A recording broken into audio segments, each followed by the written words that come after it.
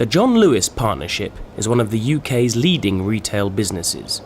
It sells goods ranging from clothing and shoes to furniture and home entertainment. It also owns the supermarket chain Waitrose. Colin Gupfert is John Lewis's learning and development coach. The John Lewis Partnership came into being in 1950, and it was the result of the vision that our founder had, a guy called John Speeden Lewis. He passionately believed that by involving the workforce much more intrinsically in how a business operates, makes them far more committed and therefore makes that business far more successful. He essentially took what had been a privately owned family business and over a number of years converted it into the co-owned business that you see today. And so ever since 1950, all the profits of the business has been fed back to the partners who work in that business, and also into ensuring that we operate in as ethically responsible a way as possible. We try to support local charities. We also try to support some of the local businesses.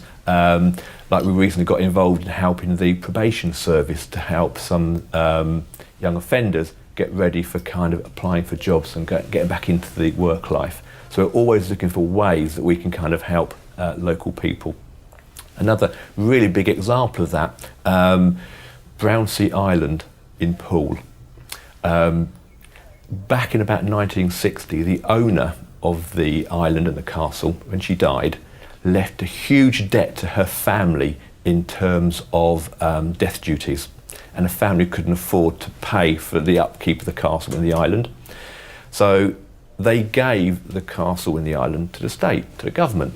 The government didn't want it. They needed somebody to actually come and look after it. The then chairman of the business actually took the decision that we actually would stump up £100,000 at that stage to actually lease the island, but we therefore took control of that and have looked after Brownsea Castle and that island for the bigger community. So we like to kind of get involved in the communities at a big level, but also at the local level as well. We also have a very detailed corporate social responsibility mandate, and in that we have identified various challenges and targets, and we really feel it's important that we deliver on those. So every year for the last 10 years there has been a corporate social responsibility booklet that we've produced saying what we've done right and what we still need to be working on. So it isn't just about profit, it's about having the right amount of money in our business to enable us to invest in our partners, invest in our stores, and invest in our communities through charities. We have something called the Golden Jubilee Trust, where partners can apply for 6 months full paid actually to go and work for a charity. And we have got huge numbers of people that have actually taken that up and are continuing to take that up. We've always viewed ourselves as being part of the communities that we work in. We are regularly setting ourselves targets in terms of being green and environmentally friendly. We've set ourselves targets from our delivery fleets to reduce the carbon emissions that we're producing.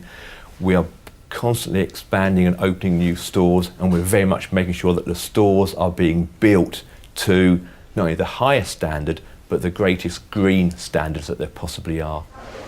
A little while ago we set ourselves the target of all of our wood that we used on our garden furniture will be coming from sensibly managed resources, and we have now got to the point where 100% of the wood used in our garden furniture is certified by the FSC, which is the body that ensures resources are renewable. So although we're taking out of the global environment, we're actually ensuring that it's being replaced as quickly as we do use it. That's just one example of what we've done.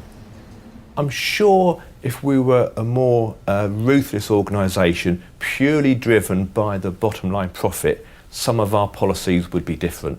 However, would they feel right for John Lewis? I think the answer is probably no.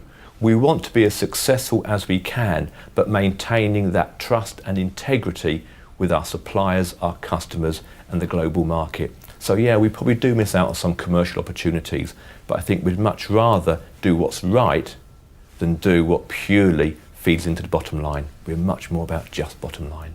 It's about how we do it.